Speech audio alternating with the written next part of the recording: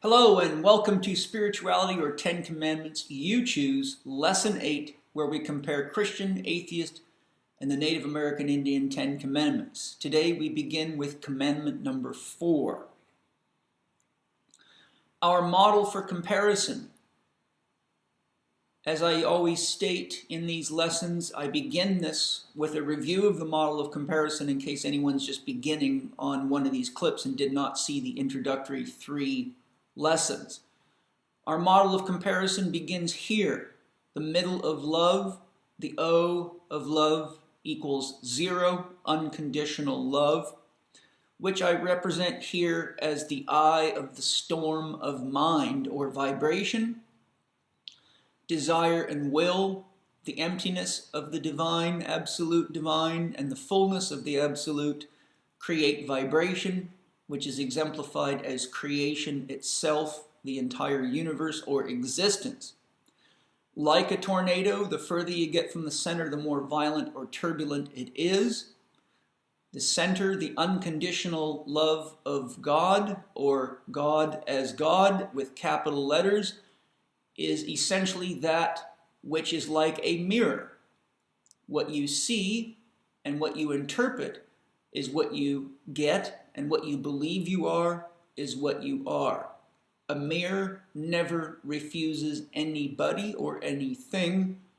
What is referred to as God, if understood correctly, is both the looker and its reflection. There can be nothing other than God.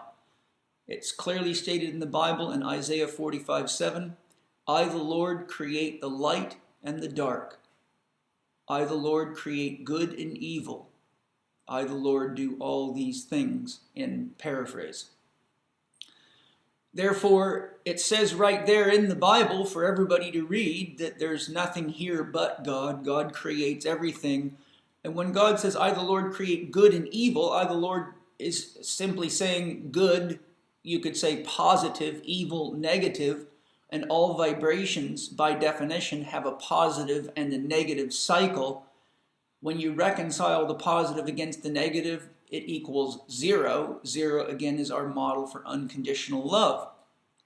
So we're making our comparisons from sex and violence loving, which means love that is self-centered, typically turbulent, and creates pain, which gives us a sense of awareness where we learn how to manage ourselves, which exemplifies the next stage when we learn to create conditions for more effective loving, less pain, more harmony. In relationships, we enter the we level. Here, the ego becomes conscious of its relationship to others, be it person, place, or thing, and seeks to resolve differences to create harmony. And finally, we evolve moving inward towards the center where there is stillness emerging. The empathetic and compassionate lover emerges as the one who realizes that it is they that is subject, it is they that is object, and one can easily come to this conclusion by simply the act of witnessing your own thoughts and actions. If you can witness your own thoughts and actions, then you're in a subject-object relationship. And the spiritual person is one who rises to the level of self-development that they witness their own thoughts and actions and seek to be conscious about how they express themselves in relationship to not only the other, but the all. For this type of person realizes that if God is God, there's nothing here but God. So to love God is to love all and to share empathy and compassion for those that have not yet realized that. So with that preface, let's have a look at our commandments. The Christian commandment number 4 says, remember the Sabbath day to keep it holy. 6 days shall you labor and do all your work, but on the 7th day is the Sabbath of the Lord your God. In it you shall do no work, you, nor your son, nor your daughter, nor your male servant, nor your female servant, nor your cattle, nor your stranger who is within your gates.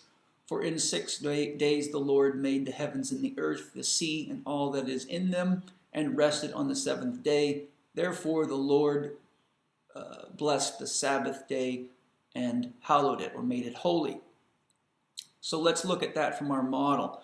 First of all, this is being written as though it is the Word of God, and that creates a problem. A God that creates anything within a given time frame of any type is an object.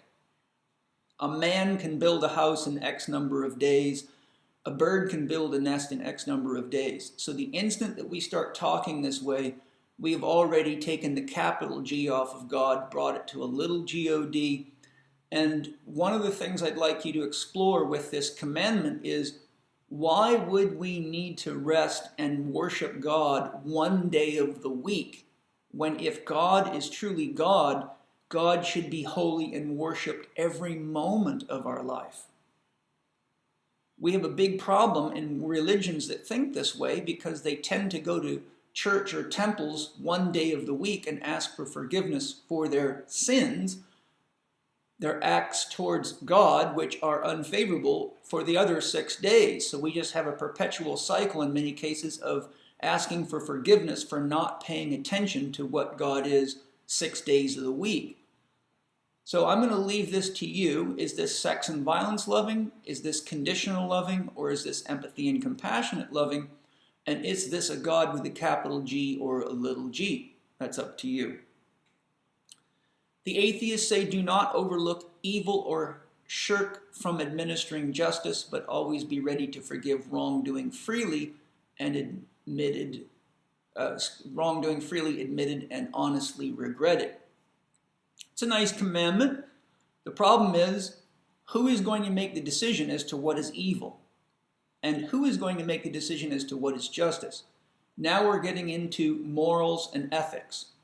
One has to determine what is moral, and what is moral supports life, and what is ethical is a code of conduct. But when ethics meet morals, we run into trouble, as I described in earlier lessons where I said Hitler had strong ethics, but were they moral?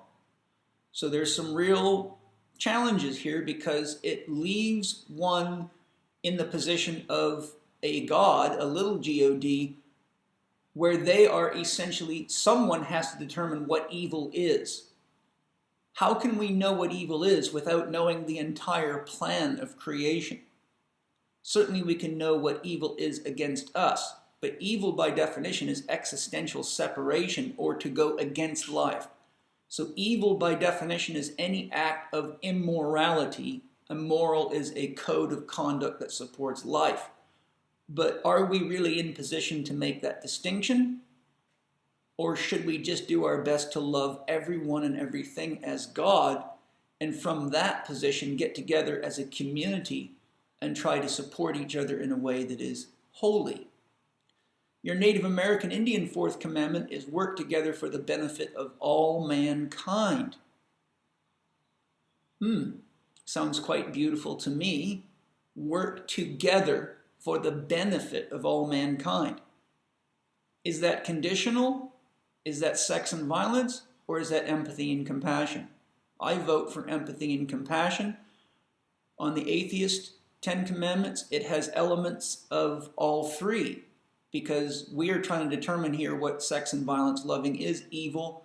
We're trying to determine what justice is, conditions, and therefore there's a lot of potential conflict in opinion. The Native American Indian government philosophy was that of a roundhouse, usually run by women, and anybody that said anything negative against anybody was warned and then asked to leave. So here we have lots of opportunities to explore sex and violence, conditions, empathy, and compassion in the fourth commandment of the different philosophies. Thanks for joining me, and you're welcome to visit ppssuccess.com, chekinstitute.com, checkconnect.com, and on the screen here I've listed a number of my products that discuss these types of things. I go through this quite deeply in the section on meanings in PPS Success Mastery Lesson 1. Thanks for joining me. I will look forward to sharing with you in our next lesson, where we review commandment number 5. Thanks for joining me. Bye-bye.